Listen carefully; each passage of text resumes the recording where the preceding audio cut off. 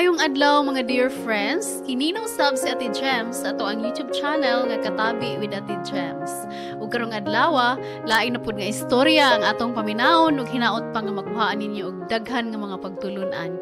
Ug kun kamo dili pa subscriber sa ato ang channel, ayo kalimot pag-like, share and subscribe.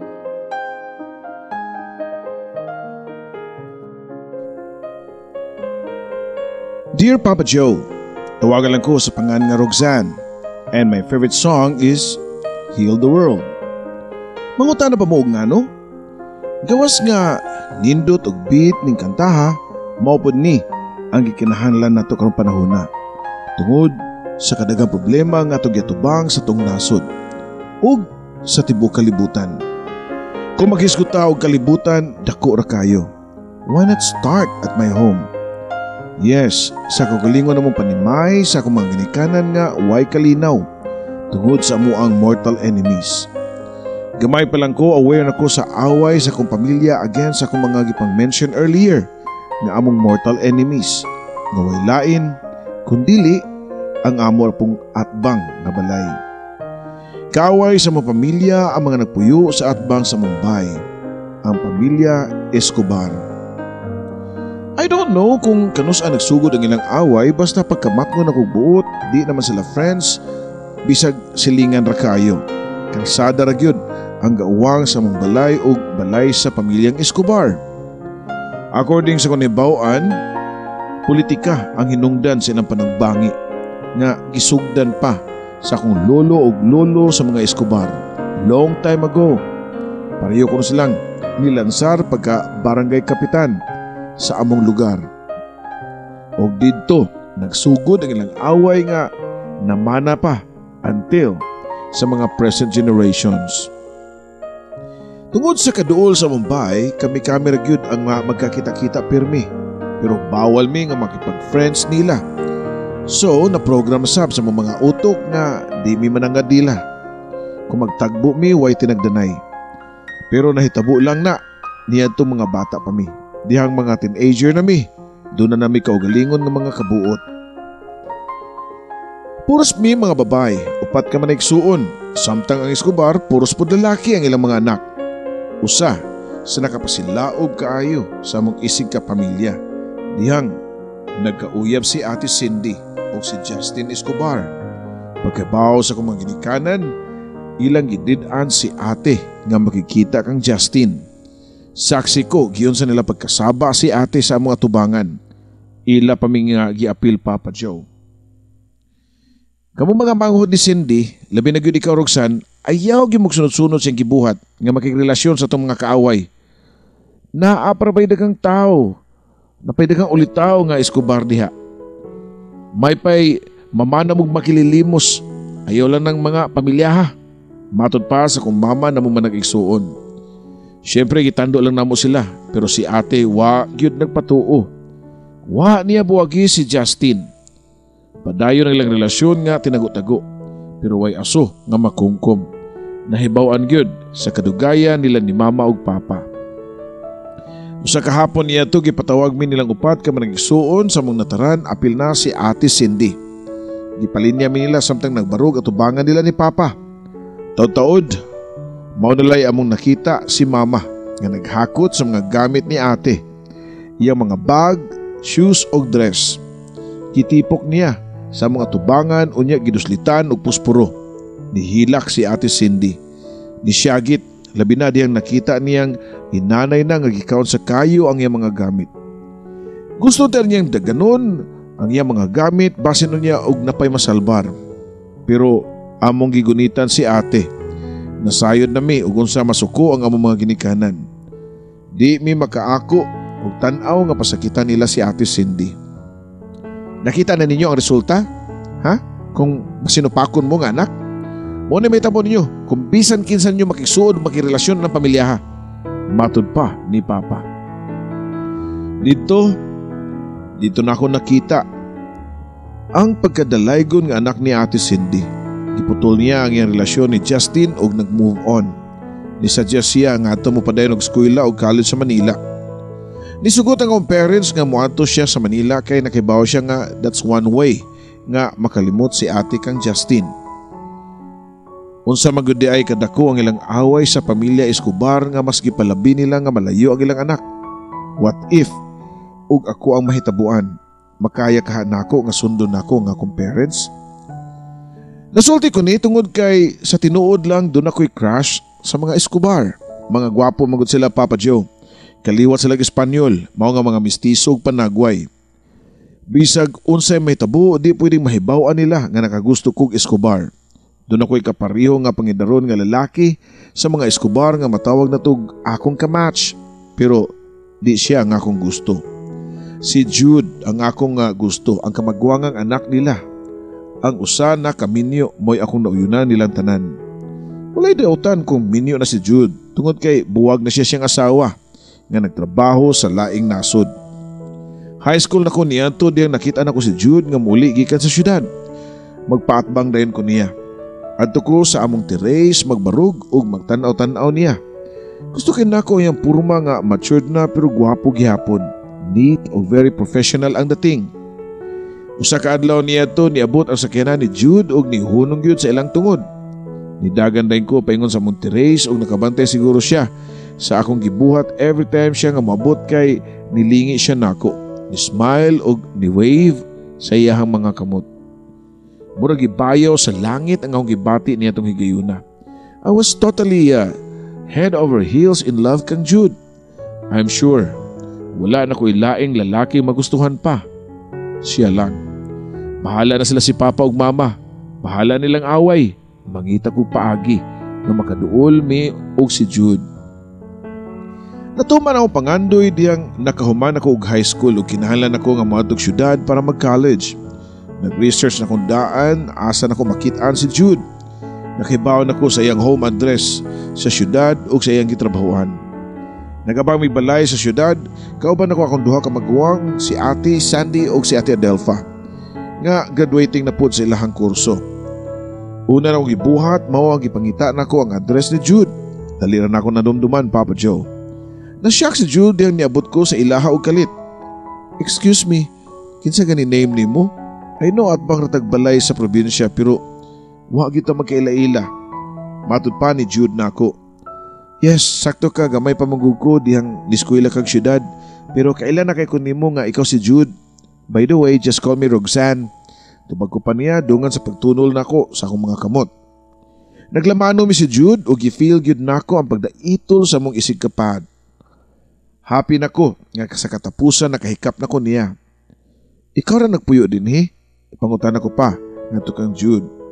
Sa pagkakaroon ako na lang, balay gyud ni namong duha sa akong asawa pero wala naman mi. Duha na mi katuig nga nagbuwag, duha na siya sa laing nasod, tubag pa ni Jude. Taw-taw nangutana siya og unsay akong tuyo. Bibisita lang, mas maayo diri sa syudad kay layo sa mga mata sa atong mga ginikanan. Dugay na unta ko ganahan maki-friends nimo pero nahadlo ko ni Papa ug Mama, tubag ko pa niya. Sukat niya to maganahan ako sa balay ni Jude. Kung wako'y klase, musuroy ko sila ha. Sa sinugdanan, nagto si Jude nga purely pakig-friends lang akong tuyo niya. Pero di bugo ang lalaki, hindi makasabot sa gipakitang lihok sa babae. Usa ka adlaw, iya kong giprangkahan. Roxanne, di ko gusto nga maghatag og false hope nimo ba? Mao nga inunti ka nga undangin na imong sige pag-ari namo o pag-ari nimo diri sa amo. Ngano Jude?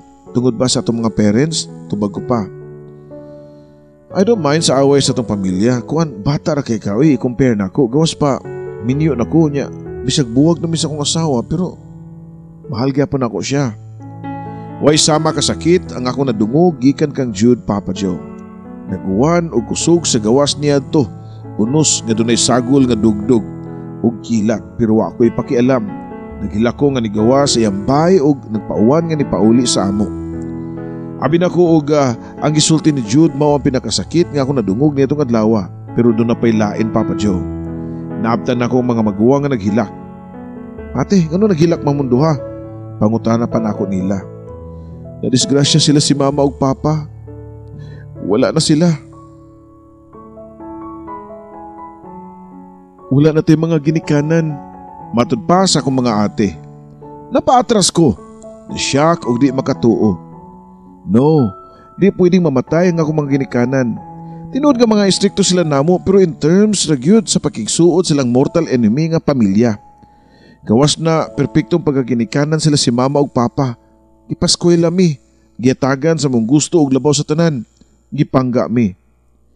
Nanguli dayon mi sa probinsya o pag-abot namo gihaya na ang patayng lawas sa mga inahan ug amahan. Halos tanan namo mga silingan ni unong sa kasubo gawas lang sa pamilyang Escobar. Niuli si ate gikan sa Manila. Naguman sa lubong sa mga ginikanan na nangit siya namo nga mobalik na po dayon.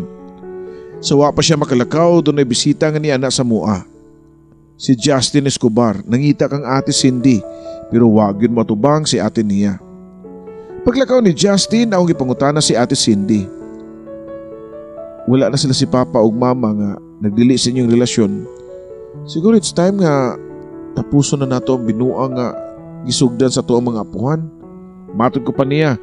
Pero nitubag siya nako nga bisan og patay na kuno nga mong mga ginikanan, padayo lang gyapon sila nga mutahod sa gusto niini. Abi na ko si Justin lang ang among bisita nitong gabi una, pero doon na pa'y laing niabot. Niabot si Jude nga nagdala og mga fresh flowers. Condolence Roxanne, ipaabot lang yun nako nga mahurot ang mga tao din sa inyo ha, usap ako ni Ari. Matod pa niya dungan sa paghatag sa buwak diri nako. Nanong niari man ka? Basin og mahibawaan sa imong mga ginikanan og kasukan ka. Tubag pa niya. Pero igo lang nga nikatawa si Jude. Dili nga na ka mabaw ako mga parents Roxanne. Ay sorry ha sa ko nasulti. Wa ko nag-ingon nga mabaw imong mga ginikanan pero mo ni tinuod.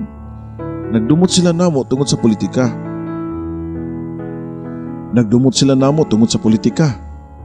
Nasuko sila sa mong pamilya tungod kay ang inyong lolo gipildi sa kong lolo.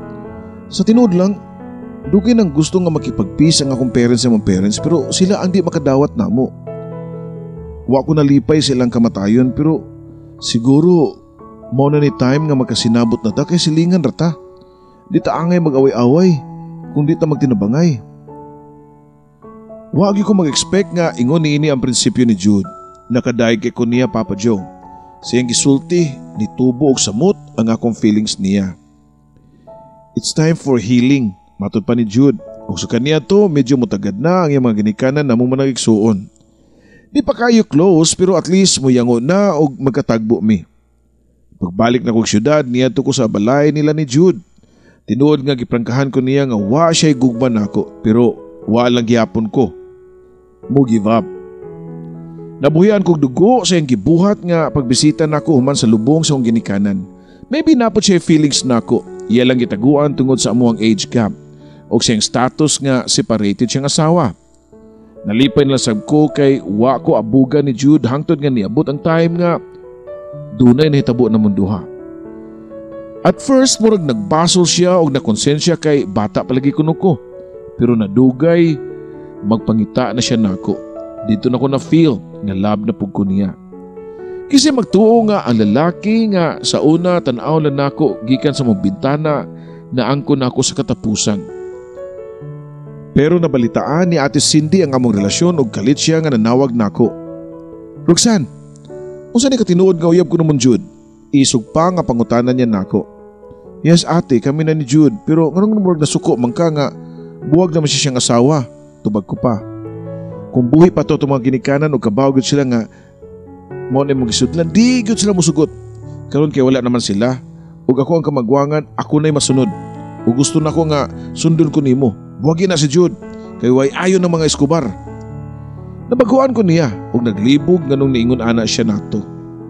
Siya manggani ang unang nisupak sa among mga ginikanan dihang nakig-uyab siya ni Justin.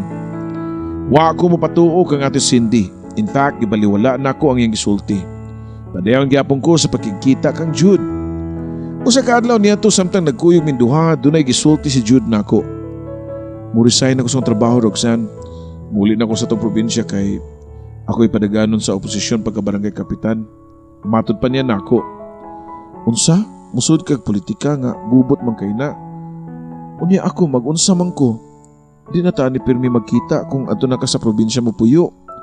Tubag ko pa.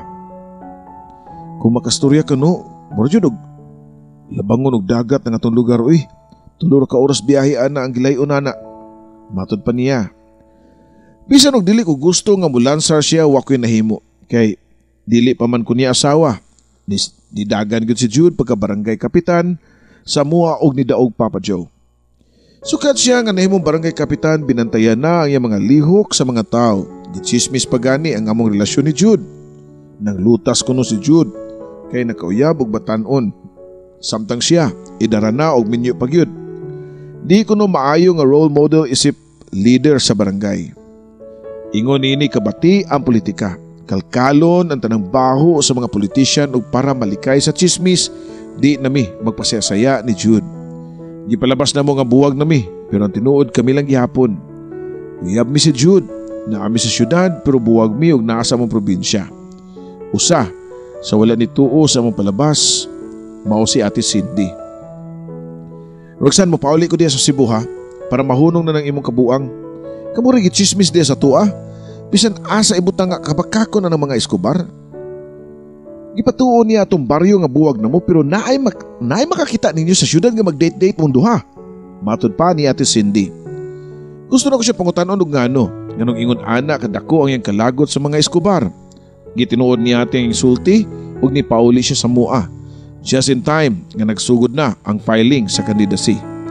Nasya kaming tanan diyang ni-file siya og COC pagka barangay kapitan ug giatbangan si Jude. Usa sa pinakadako og population ng among barangay ug nagsugod na ang campaign ug init na kaayo ang politika sa amua.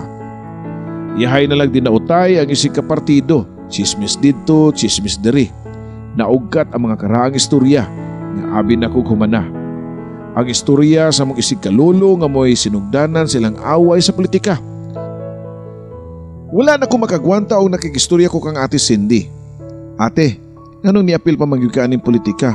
Tanawa, nibalik na hinuon og siga ang kayo nga napaong naman ng tato. Matod ko pa niya, igo lang siya ng yamid nako. Kay bawa naman siguro ka nga kontra nga atong pamilya daan. Pagkatao pala nato, kaaway na nato na sila. Mag-expect ka mga husay ta? Matod pa ni ate. Di ko mutuon ni mo ate oy. Kung tinuod na mong giingon ni mo, nga kaaway nato na silang pamilya. Ganun giuyab man ni mo si Justin. I can still remember kung unsa ka grabe ka nihilak nga dihang gididaan kan lang ni mama o papa nga magkita mo ni Justin. Di pa ko makalimot sa imong paghilak diyang gisunog ni mama o papa ang imong mga butang para lang gyud putlo ng iyong relasyon ni Justin.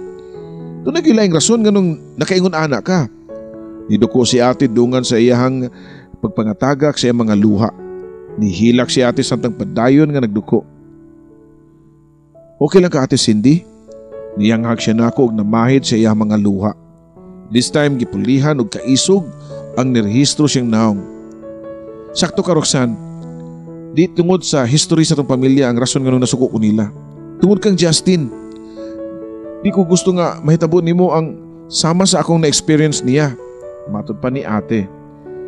Pero abi na ko niadto kag Manila para makalimot kang Justin. Abi na ko nagpalayo ka para makamove on ka. Pangutana ko pa niya. Palabas na to na ako tanan Roxanne. Wa mi nagbuwag ni Justin, gifight na ko siya. Gifight na mo among love sa usag-usa. Pag adto na ko Manila, nisunod lang sa dayon si Justin. Ug gipadayon na mo among relasyon didto. Nag-live-in min duha. Hangtod nga ni mabdos ko nga way kasayuran sila si mama ug papa. Padayon sila nga nagpadana ko kwarta sa pagtuo nga nag-eskwela ko.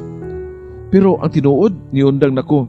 Tungod kay di na ko kabayad sa tuition fee. Ang ilang gipadalang kwarta nako mayong gibayad sa mong boarding house. Gibayad nako sa mong kuryente ug tubig kay si Justin, usa kay responsableng tao. Imbis mangita siya trabaho para makatabang, nag-standby naman hinuon. Mag-inom kada adlaw. Hangtod nga niabot ang time nga mag-away naming duha. Halos kada adlaw, iya kong dapatan bisan nung mablos ko. One time, naintimano ko niya sukmag. Sakop yung tiyan og nag-bleeding ko. Ang among mga silingan pa nagdaan ako sa ospital. Wa ko'y kwarta, wa tanan. Kinsas paminaw nimo ang akong kaduulan, Roxanne. Di ba nga itong ginikanan lang? Nanawag ko lang mama o papa o nitugan ko sa tinuod na ngay ko silang tabang. Wala ko damahan nga nag-drive dahil si papa o sakay po si mama sa sakyanan. Pagkaibaw ni papa sa akong gitugan niya, giatake si papa sa kasuko. O nabangga ang ilang sakyanan mo ito'y tinuod, Roxanne. Muna hinungdan silang kamatayon. Si Justin Escobar ang hinungdan nga nakuhaan ko ug siya po ang hinungdan sa kamatayon sa atong mga ginikanan. Speechless ko sa kung nibawaan gikan kang Ate Cindy, Papa Joe. Mao di ay nga lahi ang iyang nilihukan pag uli niya sa pagkamatay sa mga ginikanan. Kay siya man di ay hinungdan. Si Justin ang iyang gipasinganlan, pero para nako, mas siya pa ang mabasol sa tanan. Pero di ko ingana nga klase nga tao, kanang ipasa sa lain ang sayop. Wahay na sab kayo nga basulon pa nako siya. Mao nga nihilom nilang ko Papa Joe. Sunod nga mga adlaw ni sabot pagkainit ang kampanya. Doon ay mga followers si Ate Cindy o doon na po'y followers si Jude. Giingnan pa ko ni ate nga himuon ko niyang campaign manager pero nibalibad ko. Nanong din mo lang ka mo-withdraw Ate Cindy, oy ihatag na lang na ka Jude ang posisyon. I'm sure doon na po'y nagpaabot ni mo nga mas nindot nga future. Ganun tuyuan magyunan ni mo nga musud ana nga kagubot ana nga pwede man ka mupuyog mo malinawon. Matod pa nako niya. No, di ko mo-withdraw. Ipakita na ako sa mga Escobar nga bugtong ako lang ang makapildi nila. Tubag pa ni ate. Pero ate, si Justin lang ay mong kaaway. Sila ang pamilya. Nganong apilon man ni mo si Jude? Pangutan ako pa niya. Mauni ang ilang giingon nga history repeats itself. Di pa ka mutuo karon ako, Roxanne. Nga salot ng pamilya ha. Paabuta lang nga ikaw na sa pamabiktima sa mga Escobar. Mahal na ako nga akong Ate Cindy, Papa Joe. Pero mahal sab na ako si Jude. Mura ko naipit sa duha ka dagkong bato. Gusto ni ate nga mo campaign ko para niya, pero di po ko gusto nga mo against ko sa kampanya sa ako ang boyfriend. Nagkaduol ang eleksyon og nisamot ka init ang kampanya.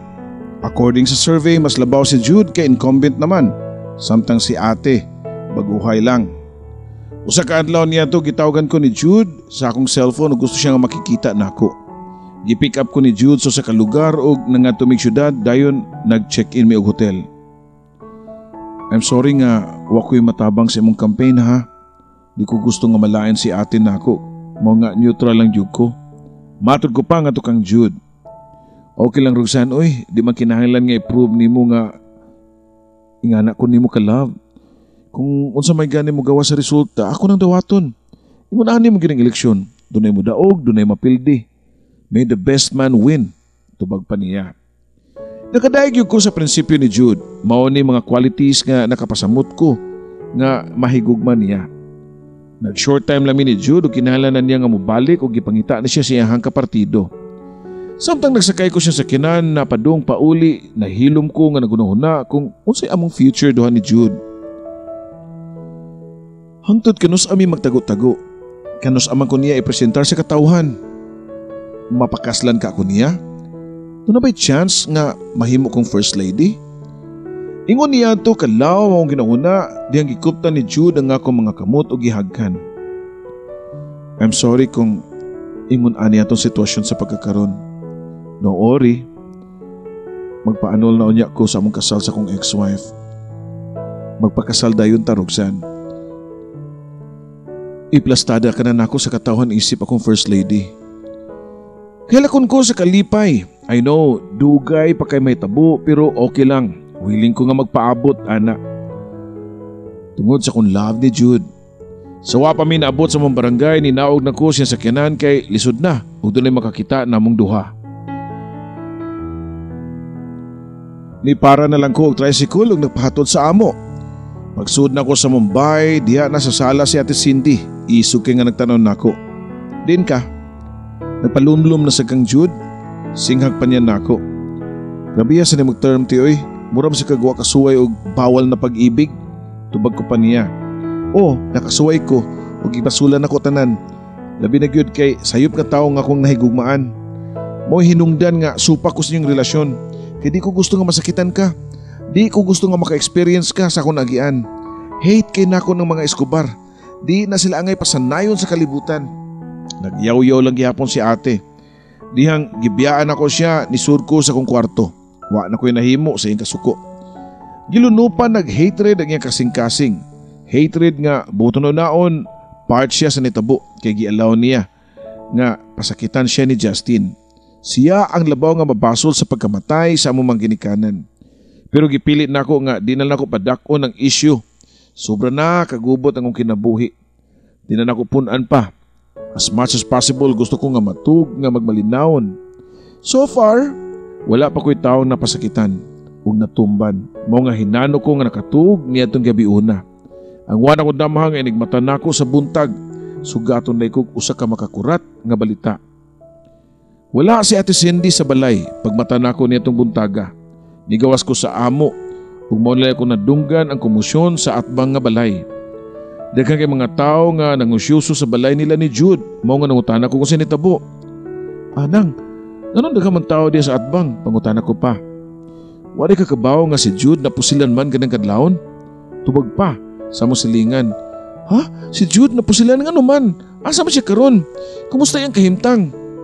Halos mag-hysterical ko sa kunibawan. Walay klarong tubag ang mga silingan. Ang naklaro lang nako nga tuwa ko no sa ospital si Jude pero wapahibawi og asa nga ospitala. Nagila ko nga nasud sa mong bahay og nilingkod ko sa sala og gidayal nako ang number ni Jude pero way mo tubag. Ingon niya to nga purma diyan ni Sud si Ate Cindy sa mong sala. Gitutukan ako siya samtang nagtan-aw ko sa akong maguwang. Wa ko ilang manunaan nga hinungdan sa pagpusil kang Jude. Usa ka tawo ra gyud ang dunay sobra ka suko sa mga Escobar. Si Ate Cindy lang. Nitindog ko og giduol na ako si Ate Cindy. Gitukmon na ko siya kusog kaayo og nasarasay siya og nabangga sa bungbong. Di pa kato enough para niya. Nisunod ko niya og wa pa gani siya makatindog, gisagpa na ko siya og natumba si Ate Cindy og napahigda sa sahog. Gikabay-an ako siya og gisagpa-sagpa sa naong.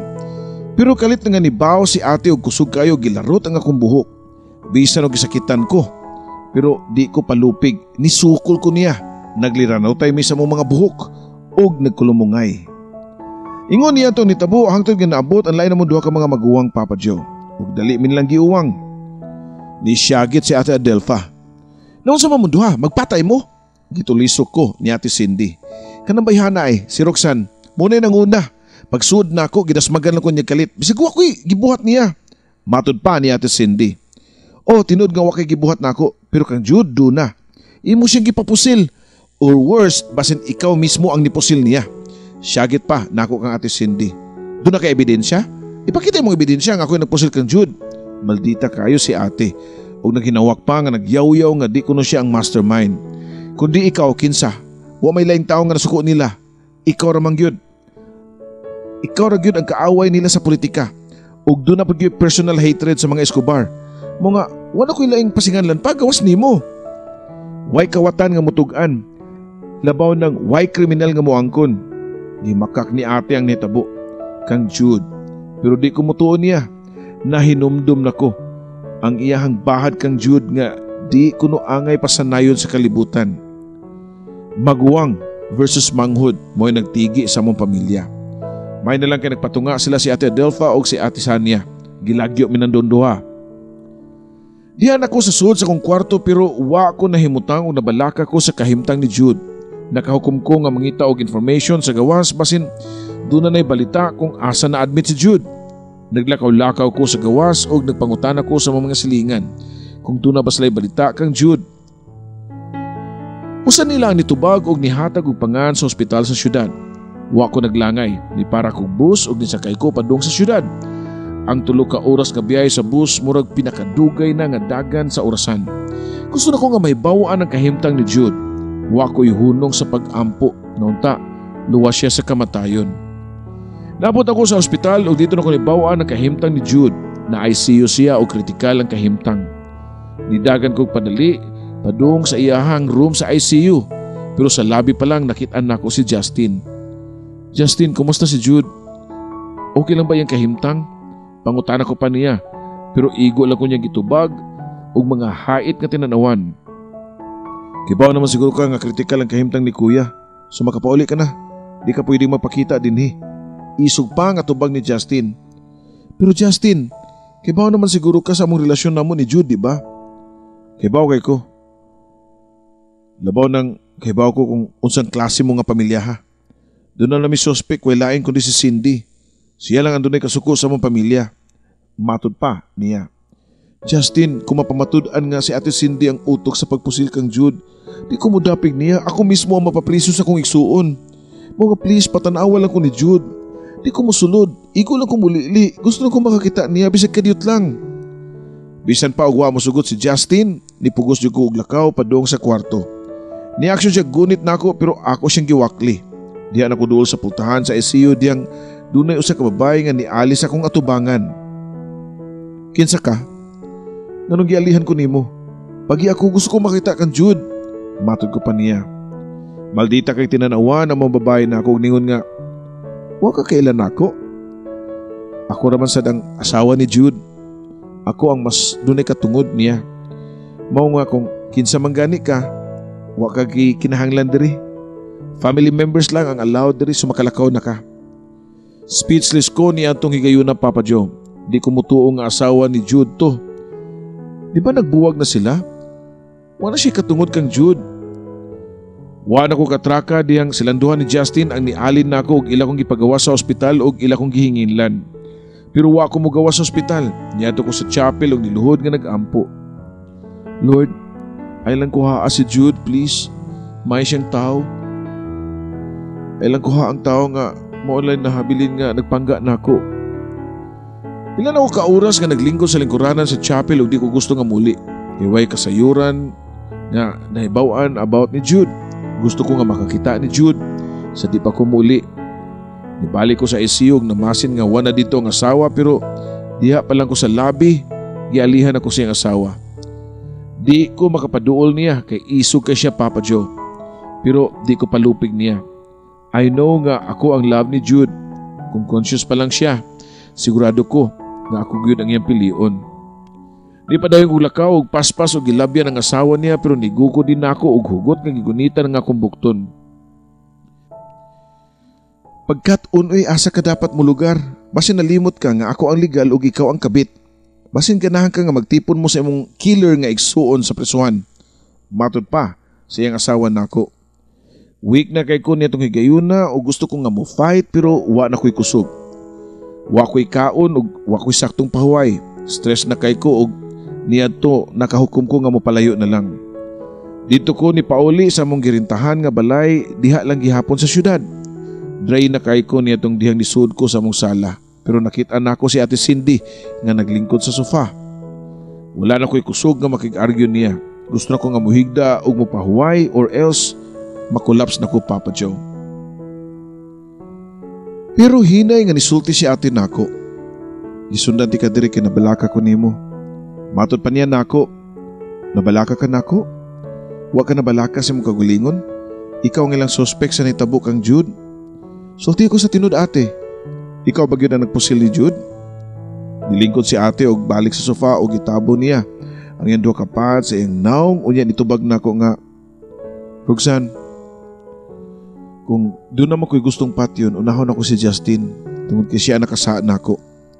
O tinuod sa ko sa langit ang kasuko kang Justin. Apil na ilang tibok pamilya. Pero di ko makapatay og tao, Roxanne. Di na ko mahimo nga buhaton ang gipasangil nimo nako. Naghilak si Ate Cindy samtang nagpasabot nako. Salamat kay siya pa day gihapon ang akong igsuon. Siya pa gihapon ang ating ako nailhan. Salamat kay di siya ang nagpusil kang Jude. Niduol ko kang ate ug ako siyang gigakos. Unsa may buhaton na to ani aron ate? Gigakos ko ni ate ug nitubag nga magpaabot ta sa resulta sa ilang investigasyon. Magpaabot ta nga mugawas ang kamatuoran. Magpaabot ta nga ma-okay na si Jude ug maluwas na siya sa makuyaw nga sitwasyon. Pero Ate Cindy, hangtod karon wa ko'y kasayuran siyang kahimtang. Di ko makaduol niya kay naa iyang asawa nga nagbantay. Tubag ko pa niya. Gihikap ni ate nga akong bukton ug giupuham. Di ba gipasadaan nati ka? Nga di ka mo kumpiyansa sa mga Escobar? Wa ka maminaw nako. Matod pa ni ate. Pagkaugma mao nga adlaw sa eleksyon, ugma pod ang adlaw nga nabalitaan na mo nga nipanaw si Jude. Wagod siya maluwas. Namatay si Jude, Papa Joe. Nihila ko ug nasubo o gusto ko nga makita ang patayng lawas ni Jude. Bisan og makita lang nako ang iyang lungon, okay na kayo. Wa mo biya si ate nako. Iya kong gibantayan og nabalaka siya og usay akong buhaton. Kung akon lang usa. Ate, uli na lang tas ato. Saon man nimo pagdaog og wa ka didto. Di ka makitaan sa mga tao. Ipakita nila nga wa kay gikahadlukan. Ipakita nila nga limpi mong konsensya. Matod ko pa kang ate. Di na kinahanglan Roxanne oy. Ug unsa man gani resulta sa eleksyon, di na importante nako. Na-realize na ko nga mas importante kamo ako mga manghud. Paselo ako, Roxanne. Nga, gidamay pa ta mo. Kamo nga ako mga igsuon. Wag min nang uli ni ate sa probinsya. Pagkaugma, gitawagan si ate sa iyang kapartido, gipaybaw kung kinsa ni daog pagkapitan. Dili si ate ang nidaog, dilipot si Jude. Ang nakadaog, mao ang ikatulungan ni Lansar nga gikonsider nila nga nuisance candidate. Nabalitaan pod namo nga nadakpan na ang mastermind sa pagpatay kang Jude. Ang uyab-uyab di ay sa iyahang ex-wife nga nagselos kang Jude sa ilahang pagbalik. Yes, Papa Joe, nagbalik yun silang duha sa iyang asawa o nga wakoy kalibutan. Patay na si Jude pero di gihapon ko makadawat sa iyang pagpamakak nako. Moday nga iya kong gitago pirmi, di tungod kay mahadlok siya sa chismis sa mga tao nga iyahang mga butante, kundi nagbalik yun siya sa iyahang asawa. Unsa jud kahay naa sa mga ginikanan or mga maguwang nga makatag-an man sila sa mga panghitabo. Pareho ni Ate Cindy, nataganan niya ang binuangan na jud ko ni Jude. Pero dapat pa ba nga magdumot or magbaton ko og kasuko kang Jude? Usahay makaingon ko nga gigabaan siya siyang gibuhat nako. Pero bisag unsa pa may rason, Ginoo rin na sayod. Human sa nitabo nakahukumi nga manag-igsuon nga mamalhin og puyo. Mahal namo among lugar nga among nadak-an. Pero sobra kaayo ang drama nga nitabo didto. Gusto na mo magpuyo og malinawon, layo sa mga judgmental nga mga mata sa katawhan nga nakailan namo. Gibaligyan namo among bay og yuta og tanan mga properties unya na malitmig Pinoy-anan sa may northern part sa Cebu. Nagtinabangay may manag-igsuon sa pagpalambo sa mga family business. Abi nimo Papa Joe, kaming upat sa mga maguwang wa pa gyud mi maminyo hangtod karon tungod siguro sa trauma sa mga lalaki. Okay raman sad, mas malipayon mi o kami lang. Kung doon naman ganin mo abot, okay. O kung wala sad, okay rasad. Thank you so much sa pagbasa nimo sa kong suwat tampo. Ituyo na ko padala ang akong kaagi atul sa nitabo sa atong kalibutan. Labi na gyud sa politika. Ginagmay lang na to nga experience namo sa barangay level. Pero purti ng gubuta. Kung sa nagkahaog dinagko na. Muna hinungdan nga sa intro sa kong storya, ningon ko nga favorite song na ko kanang kanta nga Heal the World. Kay right now, mo nagikinahanglan natong tanan. Daghang salamat, Roxanne.